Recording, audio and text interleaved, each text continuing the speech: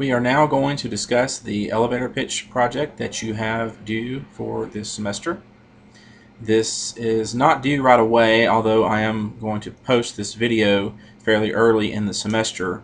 I believe that the project is actually due in week 14, but I want to give you plenty of time to start preparing to put this project together, because this is not something that you should do at the last minute by any means, because it will come through. It will show that it is not quality, that it was not well thought out, and that is the exact opposite of the goal of this project.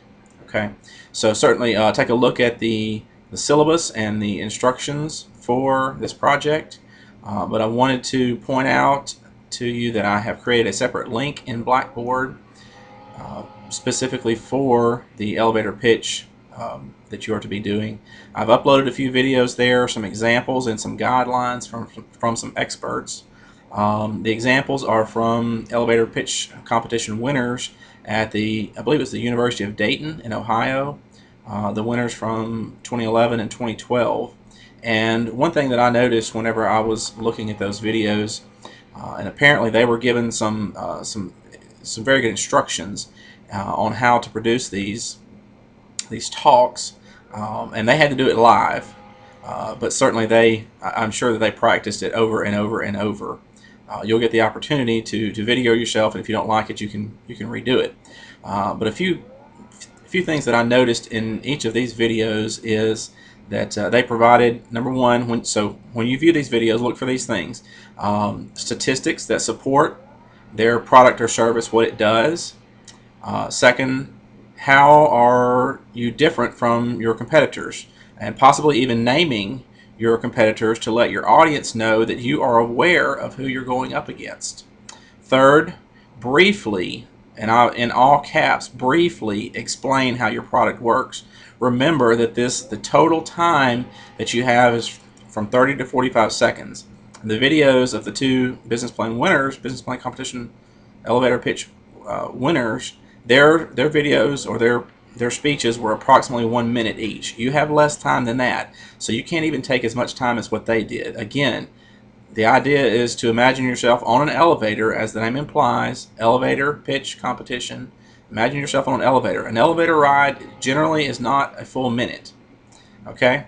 And certainly not a minute and a half, 2-3 minutes long. You're not going to have that kind of time.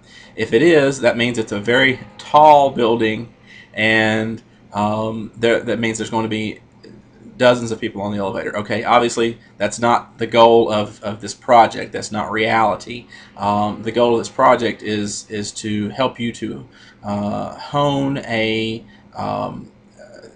message to someone in an individual one-on-one setting. The words elevator pitch is just used because it's probably been done before. Okay, so again, keep it brief. Briefly explain how your product works. You'll see that in both of those the videos of the winners. Fourth, how will you make money? Okay. Fifth, who is your target market? What are their demographics? What are their psychographics? Those are things that we're going to be learning about during the semester. Pay attention to that. There are reasons why we go over these things. These are things that you will need to incorporate into the delivery of a message. Again, I've talked about this before in a prior video. Whether it's a 30-second message, a 1-minute message, a 2-minute message, a 5-minute message, you're going to have opportunities to get in front of people later on to talk to them about your product or service, about your business. You need to have prepared different length messages with selling points based on what the situation allows for. Okay, this one, in this case, because of the number of students, we've limited it to 30 to 45 seconds. All right. Next, they state how much they need in the way of capital, when they expect to be cash flow positive, and what the expected return on the investment will be to the investor. At this stage, though, without having gone through the entrepreneurial finance course, which is ETP 266,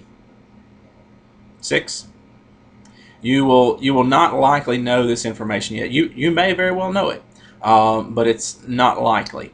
Okay, so it's not necessary to include it in this video. And then lastly, they kind of tied everything up by stating the name of their business and their slogan or their tagline.